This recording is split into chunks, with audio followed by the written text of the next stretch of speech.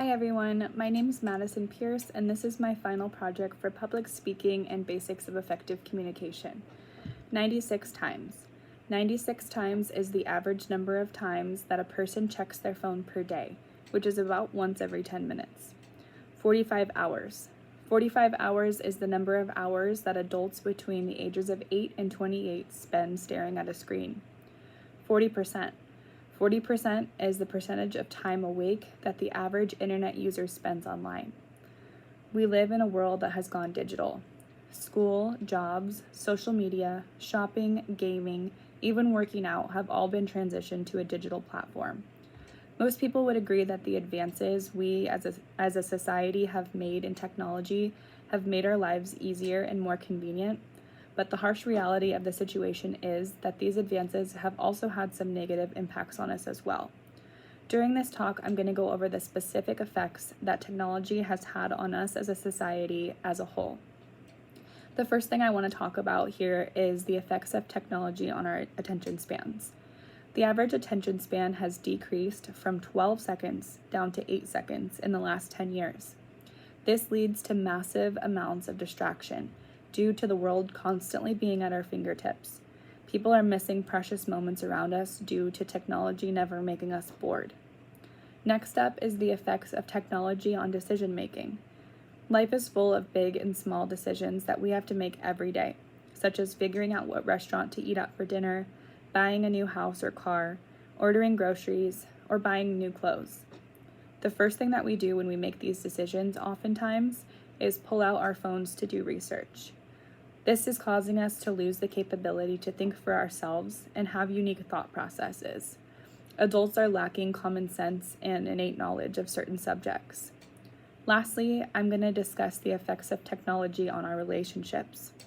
3.5 billion people are actively using social media. We are constantly using text messages and DMs as the preferred way to communicate with each other, instead of reaching out the old-fashioned way or meeting people in real life.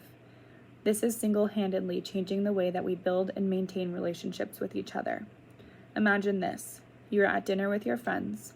Meanwhile, you're texting someone else on your phone while you're simultaneously posting photos online, as well as interacting with other people on social media.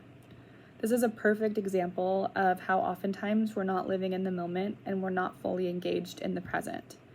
Humans are beginning to lack the ability to form deep and meaningful connections without distractions and temptations due to our phones. I've done extensive research on this topic to back up my claims. Some of the articles that I found to be really interesting were Jay Taylor's study on how technology is affecting humans' capability to think, reflect, and reason, Kate McSpaden's research on how attention spans are shorter than that of a goldfish, and Jay Milford's study about how Google is ruining our memory. So, what does this all mean for us as a society? And more specifically, what does this mean for our children whose brains are constantly growing and forming every day? Here's the bottom line. Whenever possible, we should be spending less time using screens. I'm going to list some examples of alternative activities that we can do instead of spending time online. Read, play a board game, go for a hike, go for a bike ride, visit with friends and family, go to the zoo, go to an aquarium, cook, exercise, and spend time in nature.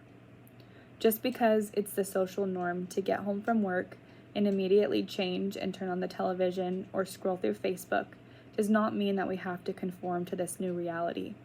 It is imperative that we begin to be the change if there's ever hope that our world won't be overtaken by the technology that surrounds us. Decreasing the amount of time spent on screens has so many benefits, more than you would think, in fact. Spending less time online can help lower stress, improve sleep habits, increase our focus and memory, boost our physical health and activity levels, improve our posture, and even reduce the strain on our eyes. Obviously, some time online is inevitable these days, since so many things have transitioned to an online platform. So I also want to mention some precautions that we can take when we do use screens. Do not use your phone within 2 hours of going to bed. Studies show that exposure to screens before sleep disturbs our sleep patterns and prevents us from getting adequate rest. If possible, we should avoid picking up our phone the first thing after waking up.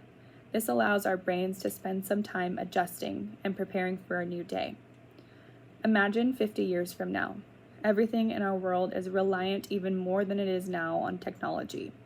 Everyone is addicted and is constantly living in a fantasy world of iPhones, laptops, and other forms of digital media. Our children's brains are fried and overstimulated. ADHD is at an all-time high, and no one is living in the present. Adults are more depressed than ever and unable to build or maintain relationships. People seldomly leave their houses since everything can be ordered and delivered electronically, and spending time outside is something that you only see in the movies. This is not the kind of reality that we should want. It's so important that we begin to implement changes now in order to stop the scary progression of technology. So remember, when you can, put the phone down. Spend some quality time with your family and friends. Play a game with your kids. Take your dogs for a walk. Read a book. And put some time aside every day to spend outdoors. Although technology seems really fun and convenient, the harsh reality is that it's detrimental to us as a society. Let's all help be part of the change. Thank you.